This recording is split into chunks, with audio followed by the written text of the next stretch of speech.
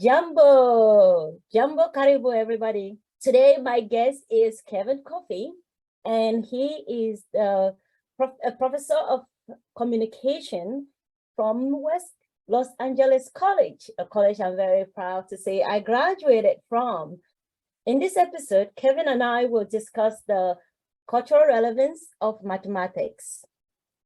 I strongly believe that even though math is considered a universal subject, it can differ based on the local context and the cultural context of the learner.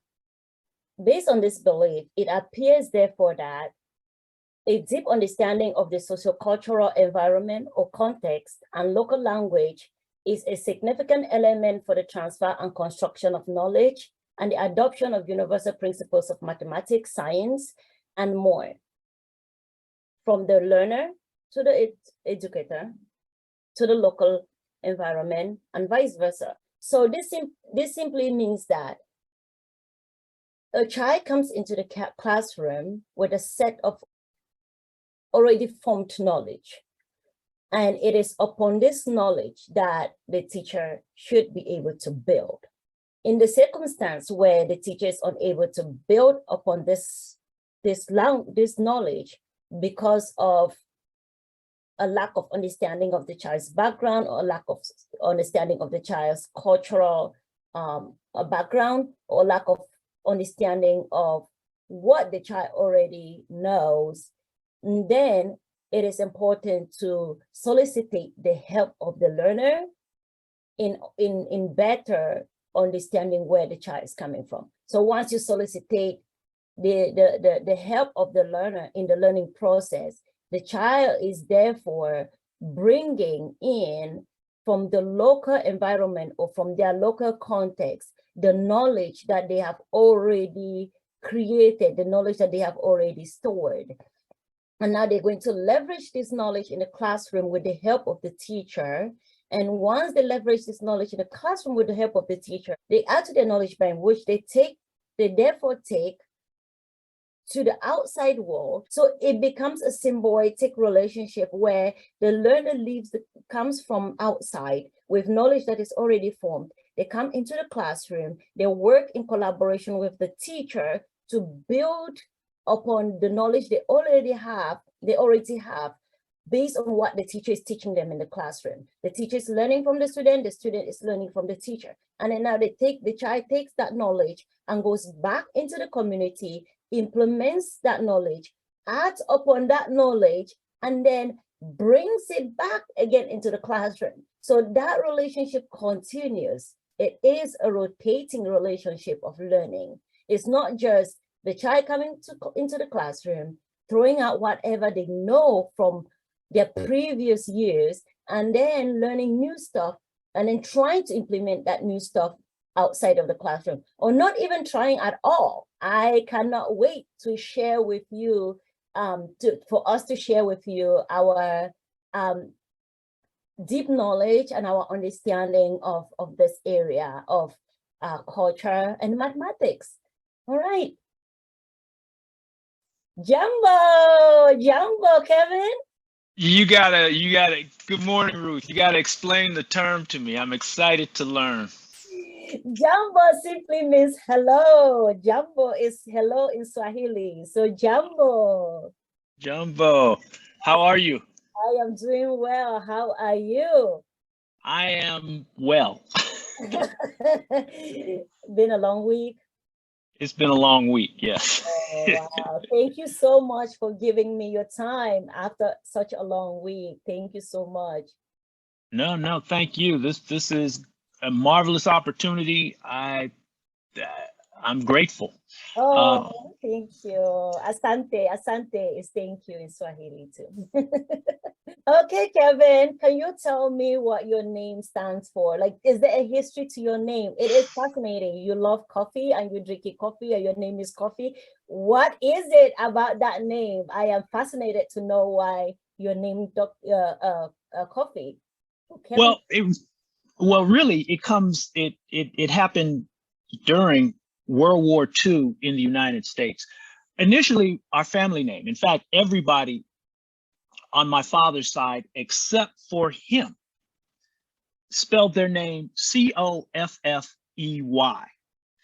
I am the product of very old parents. And so my father actually served in World War II. And as a soldier during World War II, Right. my dad went to go get paid once. And they spelled his name Coffee, just like the drink, not Coffey, like Right. the family name. And he said, "You spelled my name wrong." And they said, "Yeah, okay." He said, "Well, you gonna spell my name right?" They said, "Yeah, but if we spell your name right, you won't get a check for another month." And he said, "It's good enough." It's close enough.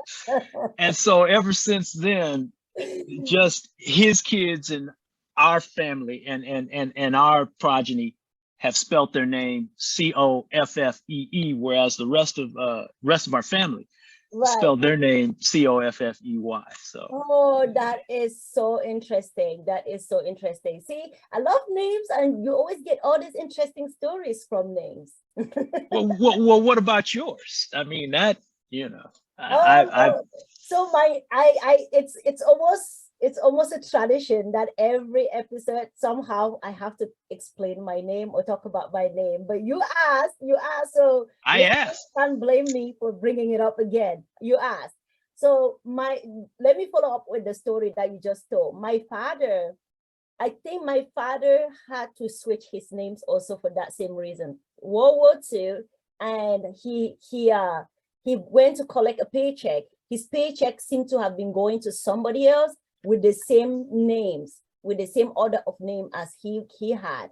And he literally had to switch his name. I think his name was, at the beginning, he had spelled it Akumbu Joseph Nzifon or something like that. But there was another Akumbu Joseph or something like that. So it messed up his paycheck. So he had to switch it and put it as Joseph Akumbu Nzifon.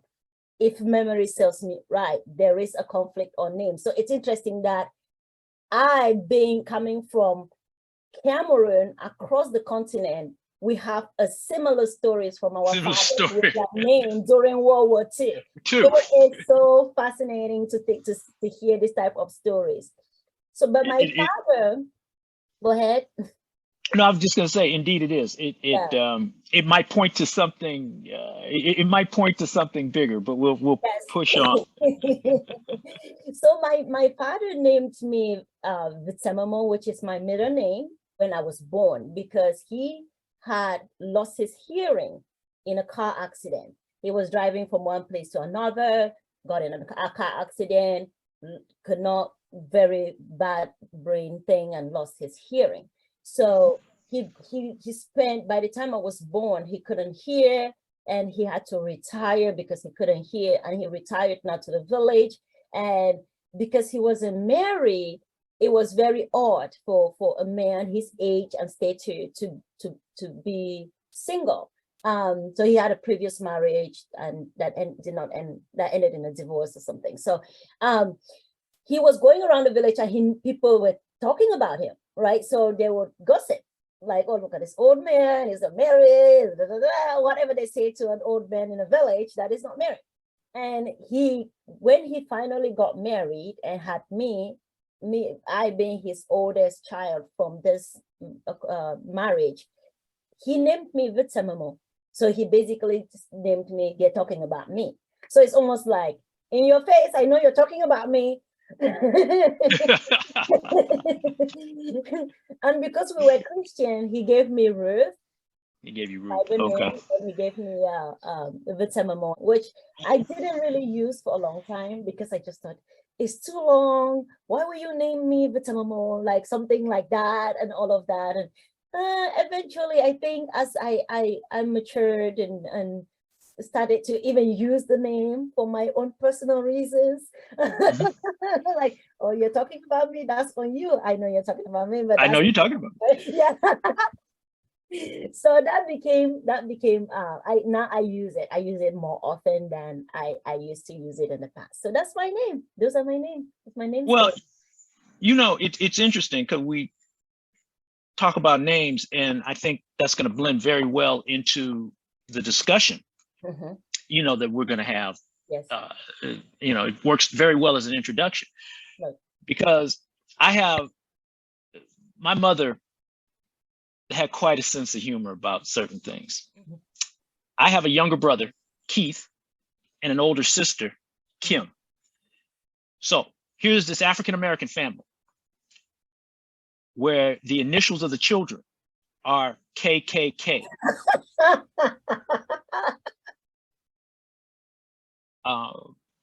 We had, I said my mother had a very interesting sense of humor.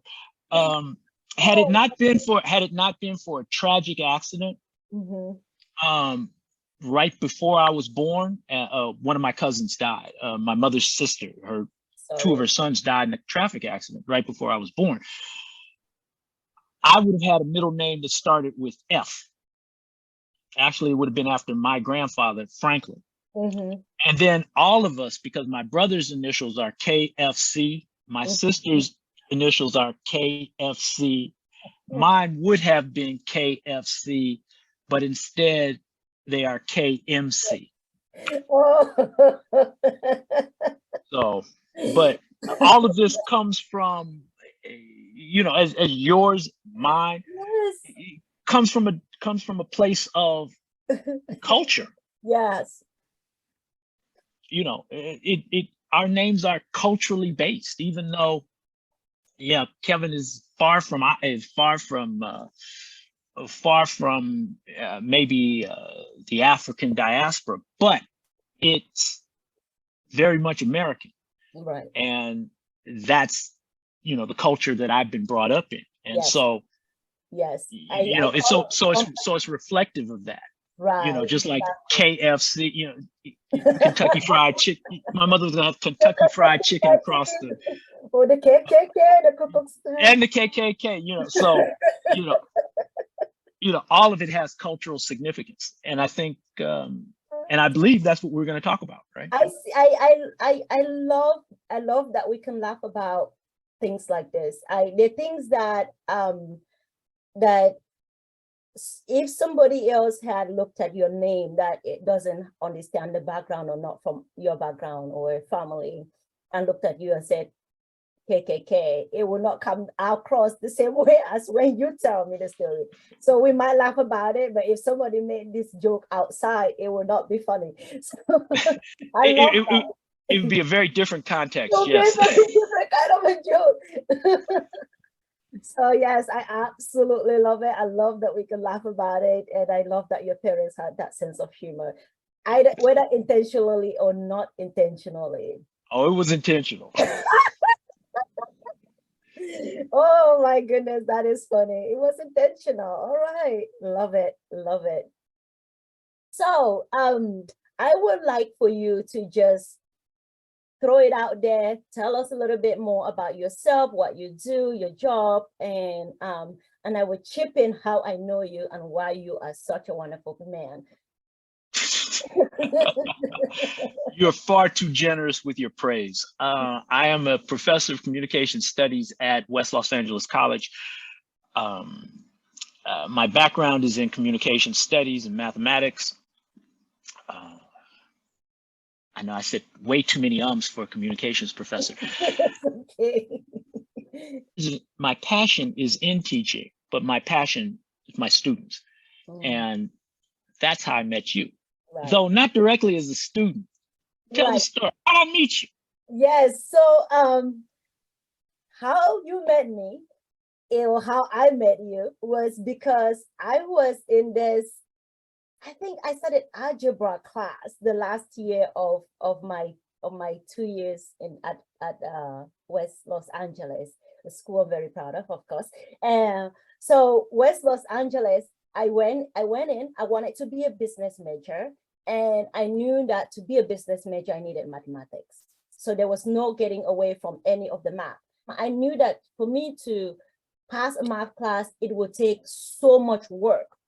So I kind of put it off. So what I did was I put off math until almost my last year. The strategy was, if I complete all of the prerequisites and all the subjects before I touch math, I'm not going to be discouraged and drop out of that math. I will know it's the last thing I need to do to get the degree I want. So that was kind of a strategy. So I followed through with that strategy. And when I started my math classes, it was exactly as hard as I thought it would be. So I ended up every single class day, I will end up at the learning center because I needed help and I wanted to do homework somewhere where if I get stuck, I can just turn around and ask a tutor. And you were at the center every single time I was there.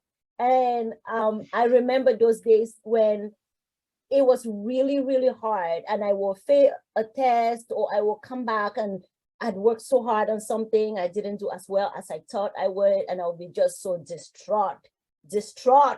And you were not just helping oversee the tutoring center, but you were more like a mentor. You were more like a coach. You were helping us motivate us to keep going. So I personally knew that I had a champion pushing me forward to keep going. Even though this was really hard, I had somebody that when I went to the tutoring center, even if I was crying, it was gonna be okay by the time I left. And one of the advice you gave me was this. You said, this is not the end of the road, Ruth. This is not where you are going to, this is not where you're going to end up. Like, math is just one of the things you're doing now that is going to propel you to where you're supposed to be. The way you said it, I am not capturing it exactly how you said it, but it is something that stuck with me. I went home, the hurt didn't go away that I didn't get the grade I wanted for that class, but for that particular test, the pain didn't go away, but it planted a seed in my head where I slowly started just building on that mindset through the rest of the math classes that I was taking. I was just like, I'm going to give it my 110%. All I need is a pass. And eventually I seized my way through some of the classes. And the day I got a B, I was so happy. I celebrated more than somebody that always had an A. I celebrated that B. And I graduated with that degree and moved on. And here I am today with you about what, 5 years later? Yeah, 5 years later. Yeah. And you fantastic. I mean, BA, MBA, PhD. I mean, you have the whole alphabet soup behind your name. So, you know, you are what is possible. Yes. For students if they put in the work and they believe in themselves. Yeah. And I know those words sound trite, but they may be, but they're so true. Right. Yeah, they are so true. Right. I definitely, when it comes to math, I had to really, it's like you can approach math, somebody like being somebody that is not is not a lover of math, that math doesn't come to naturally and needs to do a lot of work. You cannot come at math with pride. You have to come at math with humility. That's an interesting way to put it. That some of us yes have to come to math with humility. Because it will humble us. It will either humble you or destroy you, and you will run away. So I had to really swallow my pride because I was an adult learner. I started school at 36. So I was an adult learner. I wasn't young. So I knew, and I was in this class with 18-year-olds that were acing this thing and walking out of the class like, yeah, that wasn't hard at all. And I'm sitting there going, I'm sweating this stuff. So I had to swallow every single pride I have and just really walk through that thing with humility. And that's the thing with learning. For me, I really learned how to be humble. Well, and you know, that's but that's part of the learning process. A certain amount of humility. Yeah. Because eventually you will, if you stay in education long enough, if you matriculate long enough, you will run into some subject that will humble you. Yes. You know, you will find some subject that you just not good at. Yeah. And it's interesting what we were talking about the other day, and I think is the subject of this cast. Yes. And that is, we were talking about culture. Yeah. And education, or culture and education, and culture and pedagogy. That is how we teach students to learn. Right. And whether or not culture was an important component to that. You pick up on something when you talk about humility, because a certain amount of humility is in cultures. You know, the concepts of humility, you know, what it means in one culture isn't necessarily what it might mean in another culture, but that notion of humility. And so my question would be, you know, as we jump into the subject of culture and teaching, would be, as a student, how do I see, how is humility, how is coming at something humbly helpful in my learning? And as an instructor, because I teach, is humility as an instructor, that is to say, I don't know it all. I don't know everything. Or if you don't like that, to be open to learning new things. Yes, I know a great deal about this subject matter. I know a great deal about communication studies. I've read, especially in my particular area, which is rhetoric and interpersonal communication. I know the literature. You know, I know the scholars. I know the work that's being done right now. But can my students, as an instructor, can my students make me see something that I hadn't seen before? You know, by being humble, that notion of humility. Right. Because if I come at it, I know it all. Y'all can't tell me nothing. You know, go ahead.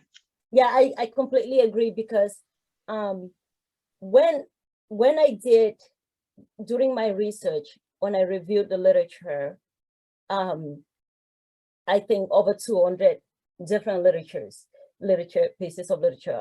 The one conclusion I took away from the literature review was the symbiotic relationship that learning, that students and teachers should have. So learning is not just a component of the classroom. Learning is not just what you read in a book and tell the child. Learning is also how the child is participating in that process. So because when the child comes into the classroom, the child already knows a ton of things in different things. Just like you know a ton of things in different areas, that child already knows a ton of things in different areas. So they're coming into a communication classroom, or they're coming into a math classroom with prior knowledge in that area. It might not be as clearly stated as you might have it as a teacher, well organized in their brains, but they still have these schemas, they still have these mental models that they have already developed before coming into the classroom. So when they come into classroom and they start to, and you as the teacher might not be humble, or you're not a good listener, you might interpret some of the things the child is saying as gibberish. Meanwhile, the child is actually trying to take what you're telling them in a classroom and construct new knowledge based on what they brought in from the outside. And once they take what they brought in from the outside, they take what you've taught them in the classroom, and they go back outside, they still implement the things, and they even build upon it from the outside. They build more knowledge upon that. So you could teach a child one thing today, by the time they come back next week in class, they have grown, that knowledge have grown, but you have to give them room to be able to do that, to build that symbiotic relationship between you, their local environment, and the classroom. Oh, absolutely. Absolutely. I'm going to pick up on something that you said when you talked about mental models. Right. I'll say it this way. my pedagogical philosophy is simply this, is that most learning is built from analogy. That is to say, I'm going to connect this new material to something you already know. Okay. And so I can't, as an educator, humility is saying, you know something. And so what I want to do is I want to build on that foundation of this thing that you already know. Right. And so I want to construct, so the new knowledge that I want to bring to you, I want to construct on what you already know, which is one of the reasons why I tell my students now, I didn't always, but I tell them now, one of the rules in my classroom is you cannot say, I don't know. Wow. Okay. Now, what you may not know is what's in my head. Okay, because see, I have something in my head that I'm trying to get you to match up with. Right. That's one thing. But to say I don't know, yes, you do. Because oftentimes we don't know what we know until it's brought out in a particular way. And also this notion, you know enough for me to help. You help me by telling me what you do know, so that I can now, oh, okay, you know this, so now I can shape this information in a particular way so that I can link it to what you actually do know, so that you can integrate it into your existing body of knowledge. That's right. That's right. That is so true. I have mentioned, I think in a previous episode, that the only way I was able to successfully go through some of the things that the teachers were asking of me to complete as assignments in classroom was connecting what I know to the subject matter in classroom. I will write a paper sometimes based on something in my childhood or something from my culture that the teacher has absolutely no idea what that story is, but I would write it in such a way that connects to the knowledge, the objectives of the teacher, connects to the objective that the teacher wants me to meet. Just because if I didn't do that, I completely drew a blank. I would not know what the teacher is asking of me. And it would just, I came across like I was dumb, but it wasn't necessarily because I was dumb. It was because what the teacher was saying wasn't directly connecting to any of the knowledge in my knowledge bank. None of it, zero, zip. Or it's in there somewhere. I just need to start digging. I need to connect to one thing, connect to the other, to connect. Before I know it, it finally clicks. But I had to be aware of the fact that the things that the teacher is saying, it doesn't mean I cannot do it. It just means that I need to find something to connect that knowledge to so that I can freely do it. And that's part, and that's it. But in order for that to happen, the student has to believe that there's something in them that they can connect to this new information that's coming in. It's also, I believe, incumbent upon the instructor, the teacher, to help the student find that within them. Now, this gets very difficult if all the student is searching for is not that thing within them to connect to this new material, but the quote unquote right answer, that thing in the teacher's head. Good. Because what happens is if they can't guess correctly, or if they don't know what's in the teacher's head, then they cease to stop look. They cease looking. They just sort of stop. They just sort of shut down. You know, I don't know what's in your head. That's true. And that's true. And that's probably why there's such a drive for A's. People want to get A's so bad, that because it's like it's a sign of, oh, I know what the teacher knows, or I'm doing what the teacher wants me to do, without realizing that there is so much in you that if you bring it out, you're actually adding even to the knowledge of the teacher. Like you build Yes. upon the knowledge of the teacher. And maybe teachers need to be a little bit more like pulling on the theme of humility and say, hey, look, I'm learning from you as you're learning from me.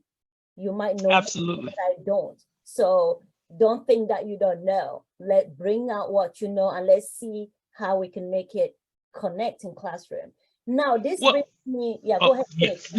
Go ahead. I was just going to say, so what that sounds like to me is, because we had discussed earlier, Yes. Not in this cast, but we had discussed it another time, the notion of the teacher understanding the culture of the students, right, in order to be a better teacher. It made me think,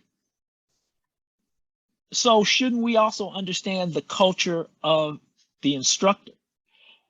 See, because the instructor too brings their culture, which may not be the same as the teacher. Because I can look at my own situation. There's between most of my students and myself, there's almost 40 years difference. And what they've experienced, like most of my students grew up with this thing, cell phone. Right. For me, this thing is a marvel that came when I was in my middle 20s. So I didn't always have it. And so you approach things very differently if it's sort of a technology that you didn't grow up with, that came about once you were a grown adult, versus one that was always there. And so there's some real cultural differences, especially in how we approach communication. Right. Given the proliferation of social media. Like I said, some of my students, social media has been there all their lives. Right. I'm like, yeah, I remember when Facebook was, I remember when Facebook was MySpace, MySpace. I remember when all of these things were like these electronic bulletin boards and the beginnings of all of this stuff. Right. And so I should be, as an instructor, I see myself as having to be aware of my cultural biases and my cultural beliefs, and how are those impacting my ability to teach the material that I'm charged to teach to my students. And is it impacted, or is it just, hey, I am who I am, they need to come to me? Right. Which is a big issue today, because you have to teach based on the local context and the culture at the time. You just can't throw that out and think that classroom is going to go well. Like 40 years difference in a classroom with kids today, you can't teach them the way you were taught growing up. You can use the same artifacts that you were taught growing up. Most of these kids, like you said, they do everything on their phone. They Google this stuff. We never have Google. You're not going to be like, I had Google. It's funny. You were talking about math class. Do you know, and because I remember you from calculus, business calculus. Yeah. So take something like differentiating a simple algebraic equation. Yeah. You can put that into Google and it will do it for you. This would have been amazing for me that when I was taking calculus. I know, like you get the homework, you're like, okay, let's just Google it and see. Let's just Google the whole thing and be done with it. Yeah. It would have been amazing. It's a different era. Makes it's a different era for teachers to teach these days. Or does it easy? I think it makes it different. Yeah. And harder or easier, I think, depends on a number of different factors. Like, it depends on how, and I'm going to use this term, how calcified we as instructors are. If we go, look, it's my way or the highway. It's my class. Yeah. You either do it my way or, you get out or you fail, Or do we say, this is our class, and let's figure out a way for us to move towards each other? And again, it's not a one-way street. I think students have, what we want students to do is bring more of themselves, and we must encourage them to do it, because I think K through 12 doesn't do a real good job of encouraging students to bring more of themselves. In fact, it does just the opposite. Right. Students are going, oh, I don't want to say anything because I might be wrong. Sorry about that. My camera adjusts. But especially in African I might be wrong. Yeah, no, you're not wrong. Especially on the African continent, students go into the classroom. Here in the United States, I noticed that I have more of a voice in the classroom. You're right. Do you need a moment? No, my camera's okay. There we go. So let's come back. Yeah. So I was noting that in growing up in Cameroon, when in the classroom, you're basically like this, and you just accept, right? You just take in. You don't interact necessarily. If the teacher asks you a question, you put up your hand, you answer the question, you sit down. So there's not a lot of discussions happening. So classroom is from the time the child leaves home at age 5 with their prior knowledge, a different way of learning at home, learning from everybody, learning by doing. They show up into the classroom, all of a sudden they're sitting like this. And everything they have to just take in, copy notes, and they don't really, there's not a lot of interaction. So it's a completely different situation once a child, say a child that grew up in that situation comes to the US and they sit in a college classroom, and they're expected to start interacting, or they're expected to start engaging with the teacher and having these different discussions with other students in the class. It's a little slightly different. I'm not saying, yeah, go ahead. No, I'm just saying it's not slightly, it's a lot. Because what happens is the expectation, yes, is jarring to many students. They think, all of a sudden, instead of just being these empty vessels with being filled with whatever the teacher is giving. Now, all of a sudden, okay, what do you think? Right. I don't think anything. You tell me, what should I think? Right. You tell me, yes, what do I think? What do you want me to do? You tell me what you want me to do. So it becomes like almost a hierarchical system where, because you are the leader, I have to listen to you and take what you're saying and do what you're telling me to do. And now I want to do exactly what you're telling me to do, and I'm not using anything else. I'm not trying to like go outside the box and all of that.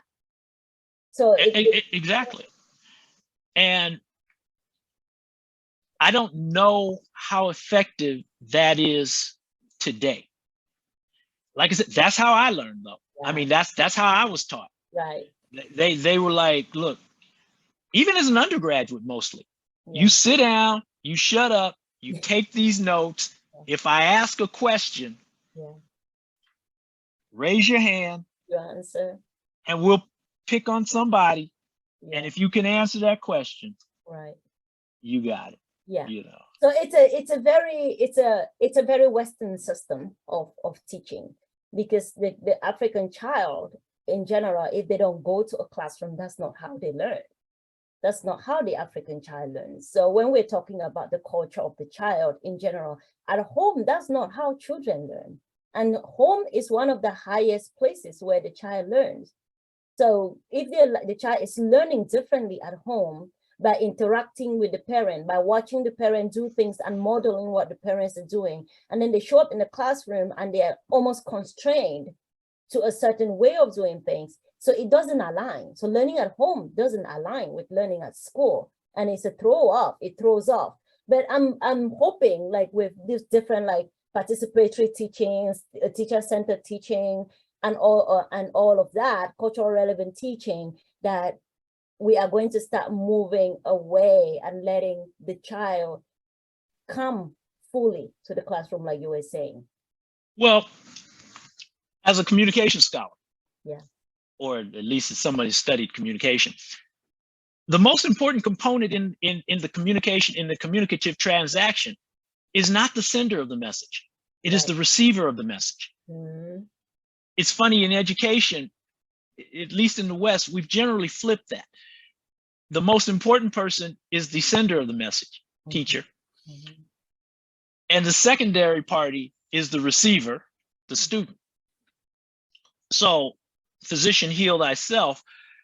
What I've done, what I attempt to do in the classroom, is to bring the communicative paradigm into the classroom, which means I, as a sender of the message, have to consider not what I'm saying, Mhm. but what my students are hearing. Mhm. And so, that's most fundamental. Actually, that's most clearly seen in the subject we were talking about earlier, math, Right. where, look, I'm gonna use our example. Right. 2 divided by 2 Yes. is 1. But see, when I said 2 divided by 2, I know what I said, but what did my student hear? Right. And that's what I should be most concerned about. Right. Not necessarily what I said, but what they're hearing. Right. Yes. And Because that's what's at the essence of at the communication. essence of that communication, and which is great. I'm so glad that you transition into that example, because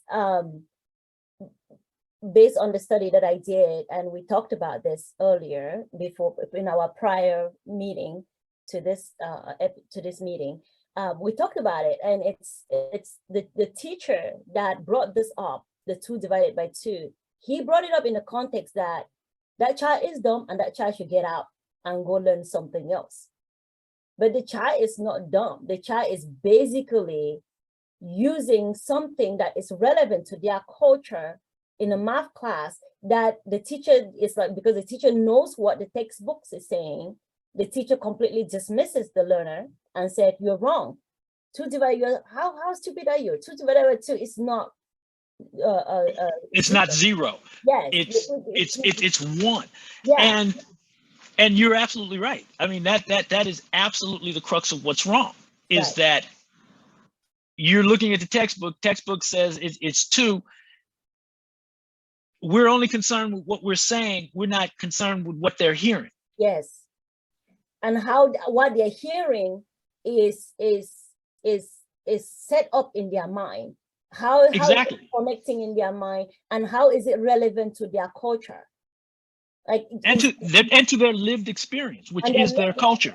Which is their culture. Yes, because it's like, I show up in classroom, I know from maybe I'm 5, 6, 7, and I'm in a classroom, not even 7, because you start doing some of these things when you're about 7 or 8, when you start doing those divisions, when you're about 7 or 8.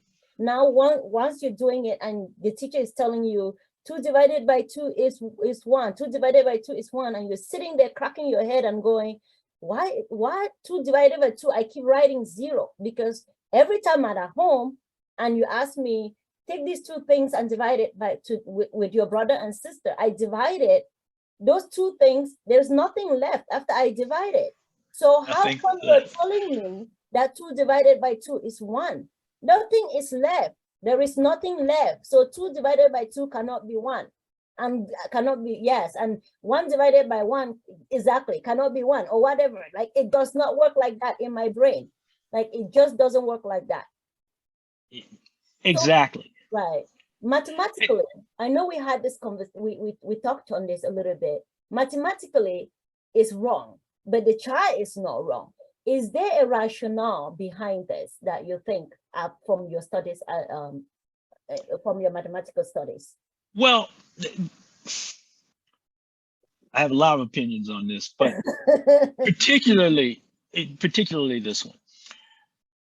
I believe that generally, because there are some exceptions. There's some wonderful exceptions out there in terms of mathematical teaching and mathematical training. So there are some wonderful work being done in the classrooms in teaching mathematics. So I don't want to paint this with too broad a brush. Right. However, generally, and this is really prevalent the higher up you go, Right. math is not taught. Math is merely transmitted. Okay. In other words, I'm simply going to say it, write it on the board, have it on a PowerPoint slide, and it is up to you to get it, to bring it into yourself, to integrate it into the body of knowledge that you already possess. That's not my, as an instructor of math, that's not my job. My job is merely to transmit it. And I think that is one of the major flaws with in mathematical pedagogy. I also, and this might be a little controversial, I also don't know if it's a particular help to students to know necessarily that people who look like you actually did math. I don't know if that, I don't know if it's helpful. I'm not saying it's not. What I'm saying is, I don't know if it's helpful. And I think what may be more helpful is that you telling students you can do it, and that you know that you bring, that there's plenty in you that knows mathematics. Like that student who said 2 divided by 2 is 0. You know, teacher said, that's wrong. Maybe. It's wrong under the base 10 arithmetic algorithm. Yes. But under another base, under a different kind of algorithm, it could be perfectly correct. Right. Or upon the local context in which the child is speaking. So you're teaching and you're teaching math now. Math become relevant to the child when you can take into consideration that 2 divided by 2 in that child's local context and culture is 0. It It's 0. Mathematically flawed when solving a bunch of other mathematical problems that are based on a different context, but it is not completely flawed. It is not completely flawed. We're saying the same thing. We're saying that the child is not wrong. Right, exactly. And you know, the context is different. Yes, exactly. And until we as educators can start to appreciate the fact that not everything the child is saying that doesn't match what we're saying is wrong, then we are actually going, it is only then we're actually going to start really teaching, especially children from different cultural backgrounds, most effectively. Well, I would take it a step further. I would say not just children from different cultural backgrounds, but just students in general. Because I teach at a community college, I have people who my students come from excellently prepared to students who need a great deal of remediation. So it varies widely. If I taught at a school like UCLA, UCLA, though much larger, you know, maybe by an entire magnitude, much greater in population than my school, they're much more homogeneous, right? At least academically. Okay, and so it's easier to actually teach there because you're dealing with a much more homogeneous population academically. Now, they have different cultural backgrounds, different ethnic backgrounds, different all kinds, socioeconomic backgrounds, all kinds of things. But academically, they're all talented, driven, you know, we're at the top or near the top of their class, wherever they went to school. So they're a much more homogeneous group. Whereas where I am, you really have to be what we like to call, and I don't know if we've made it there yet. We really have to be student centered, right? Which for a communications person is just like duh. Because because for us, that's simply saying this. You have to take into when you develop your message, you simply have to take into consideration your audience. You got to think about who you're talking to. You know, that's fundamental to us. Right. And so this notion that we're now going and teaching, going, oh yeah, I guess we should take into account who we're trying to teach. Yes, you're right, because it's like at that higher level, like a homogeneous school that is more homogenic than West LA. Like UCLA is more homogenic than West LA. So at UCLA, that might be like, duh, I need to take into consideration what? But at West LA, you absolutely need to take into consideration your students, because they come from those different cultural backgrounds, those different financial backgrounds, different, like the diversity in your one classroom is outstanding. So yeah, it's super hard to just be like, okay, I'm just gonna go with the flow. Like you mentioned that you work within a certain what is it?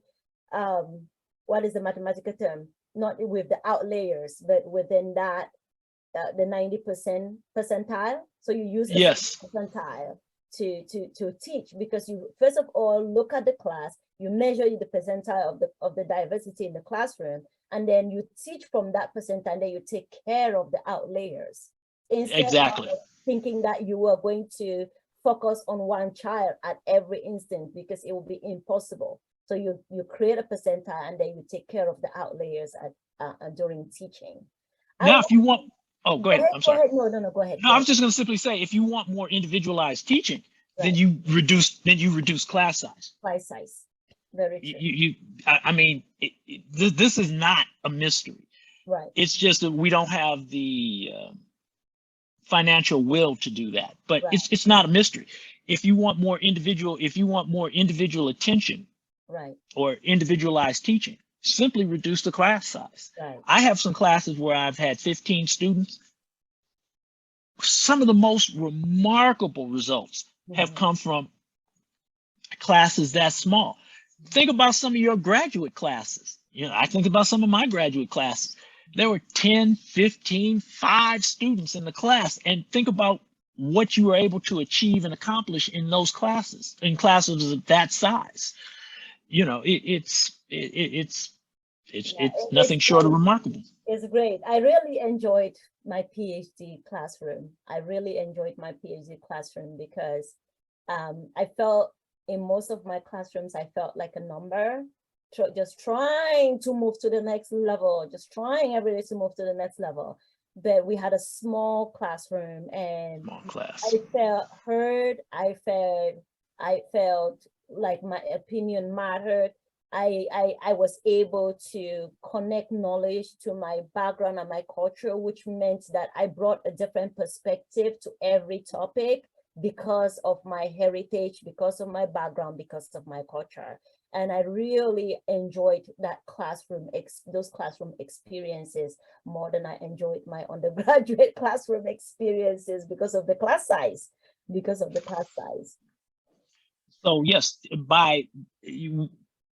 we can make it more student oriented by reducing the class size. But given that we don't, that sort of bell curve kind of teaching, where you try to figure out where your 90%, 80-90% of your class is, teach to that, and then make sure you help the outliers, those who are going faster, maybe give them something to keep them motivated and engaged. Those who are not picking it up as quickly, doing some supplemental things to help them stay engaged and stay with the class. However, what's interesting is what they want us to do in our syllabus. They want us to have a schedule of what we're covering when. So, so whatever, on Monday. So next Monday, I should have in my syllabus, this is what we're going to do. And I'm going, how would I know what we're going to do before I even meet my students? Yeah. And say that it's student centered. Right. Because I shouldn't be able to come up with that until I meet who's in my class, till I can see, because we may be able to get to something faster, or it may take a little bit longer. Right. That You is, know, that is such a unique perspective, because it's like they want the schedules, they want everything all laid out before they go in. It's almost like they're evaluating what you're going to teach the student based on what you're giving them, but which is unfair to the student, because you, like you said, you really don't know who you're going to get. You might get a girl from Africa like me, and I'm like, huh? What? You know? oh, if I had a bunch of students like you, then it's just like, whoo, okay, we can cover a whole lot of stuff really quickly, because you're gonna get it, you're gonna pick it up, and we're gonna run with it. Oh, But thank you. but that's the thing, you know, how can we be student centered if we don't know who our? Because I never take for granted that this class is like the one I just had. Right. Yeah. You know. Each class is not a monolith. Each class has a culture of its own. Each class has its own thing. Well, there you go. You just said it again. We take, you know, we look at the bigger culture. We look at the culture that the student brings in, but also there's the culture of the classroom. Right. You know, and different classrooms have different cultures. Right. And even, you know, I teach 4 classes. Class 1 has a different culture than class 2, has a different culture than class 3, has a different culture than class 4. Yeah. They're all not the same. Right. And right. Which really, you have to teach to that. Yes, which makes it more important to know your classroom before you completely build out what you're going to teach that classroom, not build it all out and then show up in class and this class is like, yeah, no, we don't get that. So it's you need to know your classroom before you completely build out a schedule for teaching. Yeah, but note too, that if you do that, if you do build out that class, you do build out that schedule before you meet that class, since you put in all that work, it's harder for you as the instructor to go, okay, maybe I need to scrap this and do something else. You go, oh no, all that work on, we're going to. I put in 40 hours on this. I'm not changing a thing. So you all catch up or you don't. Right. And then it creates a hostile cultural environment for that child. Exactly. Wow. So I want to touch a couple of things mathematics wise, because we wanted to really dig in a little bit on mathematics. Seems to be one of those subjects that we believe it's a universal subject. So it doesn't really need to change from classroom to classroom. It's the same thing. Math is math. But like we have noted with the 2 divided by 2, math is not just math. Math also has cultural context. I was reading this morning, I was reading an article which I thought I would share with you. And Please. The article is called, it's a 1970 article. It's an old article, but I found it fascinating. It's called The Mathematics Teacher. No, the source is from Mathematics Teacher. It's called Black African Traditional Mathematics, and the author is Claudia Zaslavsky. Okay.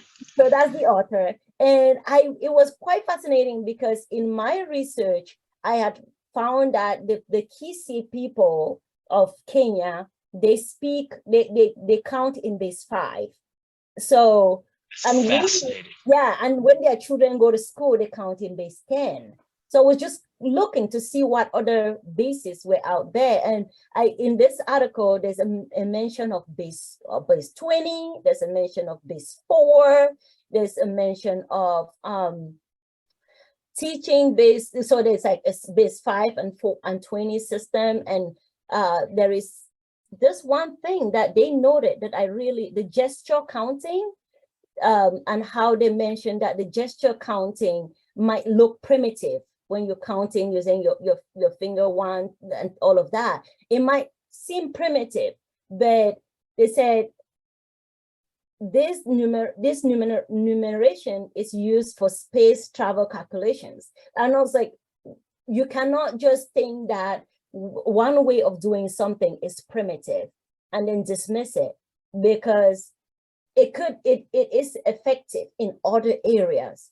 Like you're looking at it and saying, this tribe is doing this thing. That's not how we do it. This is not how the text was saying this. Let's teach them the civilized way of doing things. No, it might be civilized in your culture to do that. But for that other culture, it is not civilized. It is not their way of counting. And this particular article just breaks down so different cultures and how different cultures across Africa do their counting, whether they're doing the +1 or the -1, and the mathematics of it is super fascinating. That's exactly it. And that exists. Look, that exists in mathematics itself. This great story. Right. Great story. A guy named Joseph Riemann, late 1800s, created a mathematics based on our plane geometry says that parallel lines don't meet. He changed that axiom, said parallel lines do meet, and constructed a whole completely different geometry. People looked at that geometry as an abstract system and said, okay, yeah, fine, but it's useless. Right. It was useless until this guy, you might have heard of it, named Albert Einstein said, this is the mathematics I need for special relativity. General and special relativity. So it was useless until somebody found a use for it. Because they thought it was useless and silly until somebody found a use for it. So this is actually in the fabric of mathematics itself. Right. You know, this notion that, you know, like you said, you know, one of the things that's fascinating, what you just said was, you know, people counting using their fingers. We see using fingers as elementary, because the highest form of thought is all just in your head. Because that kinesthetic, you know, that movement, that's antithetical to intellectualism. Why? Why can't it be a part of intellectualism? You know, so, you know, broadening our minds to what intelligence is, as opposed to saying it's this thing here. Well, it may be this thing here. Right. This larger thing. So you're right. You're on point. Yeah, you're right on point. And one other thing quickly. You were talking about base. You were talking about base 5, base 20, base. You know, these different bases. Most of the audience won't understand what you mean by base. You know, by changing it to base. You know, whatever. Because most of us understand base 10, and we go, that's just how we count. Right. You know, we go 1, 0 to 10. Base 2, which is what our computer, this computer setup we're using, that's how it counts. That's how it does everything. That's how your cell phone does everything. Through base 2. What about base 3? Base 4, base 5? Right. Yeah, because when I saw base 4, I was like, oh, that's fascinating. Now you've mentioned base 2. And one cultural fascination that I had I noted with base 20 was that base 20, because the person was counting in base 5 and then base 20 was a solid base. You say base 5, right? And then they count, and then the 5 toes. So they would base 20 was basically saying the whole person. So they basically, the whole person, yes. Right, they called base 20 the whole person. So in counting a tribe, if you go and say to somebody, I want the whole person, in like you're looking at maybe a bunch of bananas and you say, I want the whole person. And somebody that doesn't understand that cultural language will be like, what do you mean you want the whole person? Just tell me how many you want. But the person listening in that cultural context knows that they want 20 bananas, right? So it's quite mind-blowing how diverse mathematics can be, even though that's absolutely fascinating. That's absolutely fascinating. Yeah. And all of these things should be taken into account in terms of how we go about teaching. Because teaching, at least from my perspective, teaching is nothing more than communication. Mhm. And with communication, again, sorry, my instructors, my colleagues, teaching, if teaching is communication, then what's important is not what you say. Yes. What's most important is what they hear. Yeah. Mhm. Mhm. And so we should direct all of our attention Yeah. to being heard Right. by our students. Very true. Not saying, this is what I'm going to say, you need to figure it out. Yeah. I'm glad you bring that, because communication simply is another way of saying language, right? Language, right? So in my paper, when I wrote my dissertation, I remember one of my committee member asking me, "Are you talking about language or mathematics?" Right? So I was like, "No, it's the same thing. Same thing. Well, it can be the same thing. I'll pull that back a little bit. It can be the same thing. Right. Oh, absolutely. It can be the same thing. In fact, my master's thesis in communications it is exactly that.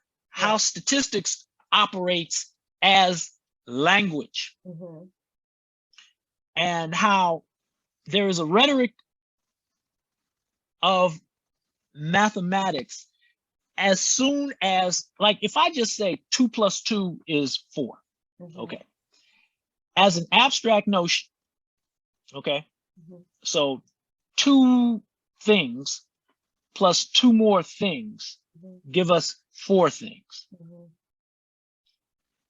That's fine. That's not a language. But as soon as I say 2 apples plus 2 more apples give us 4 apples, now we have a language. Right. Because what we've done is we've taken this abstract system, right, and we've applied it to something in the real world. right. And its application to the real world has now changed. And let me add something to that for what you're saying to build on the African child.